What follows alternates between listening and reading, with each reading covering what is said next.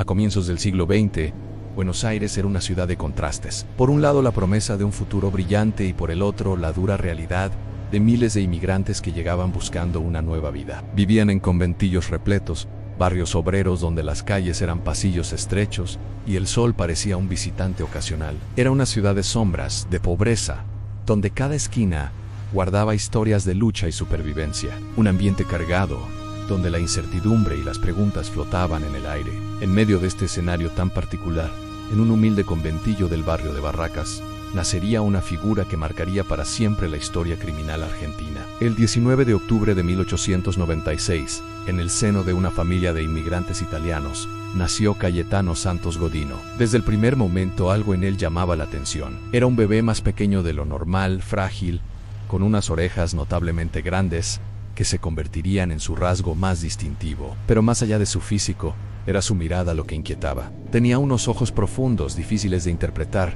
que parecían observar el mundo desde un lugar muy lejano, en un entorno donde la vida ya era suficientemente complicada. Ese niño silencioso y de apariencia extraña creció casi como una sombra más de la casa. Su infancia estuvo marcada por un profundo aislamiento. Mientras los demás chicos del conventillo corrían y jugaban en los patios polvorientos, Cayetano se mantenía al margen. No participaba en sus juegos, no se reía con sus bromas. Parecía vivir en un universo paralelo, perdido en sus propios pensamientos. Sus días transcurrían caminando solo, recorriendo los pasillos oscuros, los patios traseros y los terrenos baldíos del barrio. Era una figura solitaria, un pequeño fantasma que deambulaba sin rumbo aparente, como si buscara algo que nadie más podía ver o entender. A medida que Cayetano crecía, su comportamiento se volvía cada vez más preocupante. No eran solo travesuras infantiles, eran actitudes que escapaban a la comprensión de su entorno. Su familia, sobrepasada por la pobreza y el trabajo, notaba su conducta extraña, pero no sabía qué hacer. Los vecinos también comentaban en voz baja sobre ese niño silencioso y distante. Hay que entender que en aquella época no existía el concepto de acompañamiento psicológico como lo conocemos hoy. Los problemas de salud mental eran un tabú,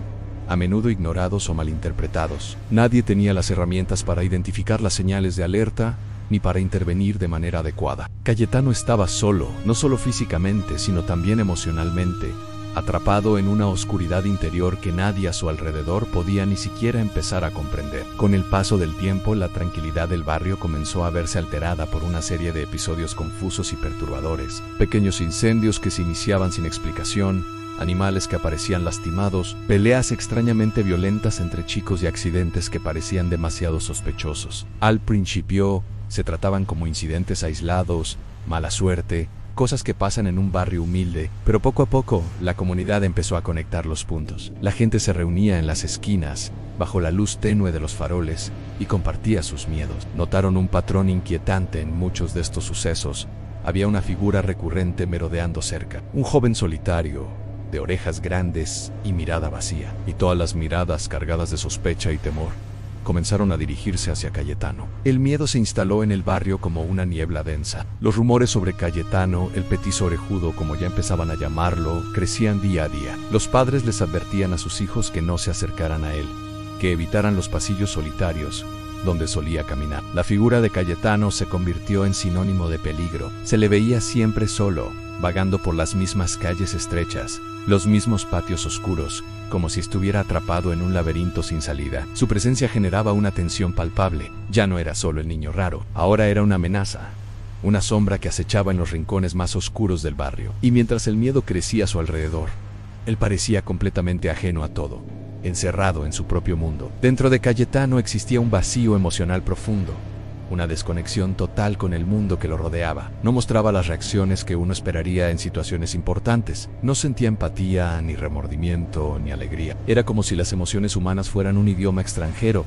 que él nunca aprendió a hablar. Su rostro era a menudo una máscara de indiferencia, y su comportamiento se volvía más errático e impredecible con los años. Esta frialdad era quizás lo más aterrador de todo. No era la maldad de una persona calculadora, sino la indiferencia de alguien que no comprende el impacto de sus acciones. Era una oscuridad interior que lo consumía, una ausencia de luz que nadie lograba entender ni alcanzar. Finalmente, una serie de incidentes graves sacudió Buenos Aires y obligó a la policía a tomar cartas en el asunto. La brutalidad de los hechos superaba cualquier cosa que el barrio hubiera visto antes. Las autoridades comenzaron una investigación a fondo, entrevistando a vecinos, recopilando testimonios y tratando de armar el rompecabezas. Y una vez más un nombre seguía apareciendo: Cayetano Santos Godino. Había sido visto cerca de los lugares de los hechos. Su comportamiento extraño lo convertía en el principal sospechoso. La red se fue cerrando a su alrededor hasta que finalmente la policía lo detuvo. Las sospechas, que durante años habían sido solo susurros en los pasillos, ahora apuntaban directamente hacia él como el autor de una serie de actos atroces. Durante el interrogatorio, Cayetano desconcertó a los policías más experimentados. No mostró miedo, ni arrepentimiento, ni ninguna emoción. Respondió a las preguntas con una frialdad y una sinceridad brutal. Contó los detalles de sus actos con una calma pasmosa, como si estuviera describiendo una escena de una película que no le afectaba en lo más mínimo. Cuando uno de los investigadores, desesperado por encontrar una lógica, una razón detrás de tanto horror, le preguntó por qué lo hacía, por qué cometía esos actos, Cayetano dio una respuesta que quedó grabada para siempre en los anales de la criminología. Con total simpleza, dijo algo que revelaba su profunda desconexión con la humanidad. Una frase que, adaptada para ser contada hoy, sería: lo hacía porque me interesaba ver cómo reaccionaban. El juicio de Cayetano Santos Godino fue uno de los más mediáticos de la época. Peritos y médicos lo examinaron exhaustivamente y llegaron a la conclusión de que padecía graves problemas mentales. Basándose en estos diagnósticos, fue declarado inimputable, es decir, que no se le podía juzgar como a una persona en pleno uso de sus facultades mentales. Fue enviado a una serie de instituciones correccionales para menores, pero su comportamiento problemático continuó. Finalmente,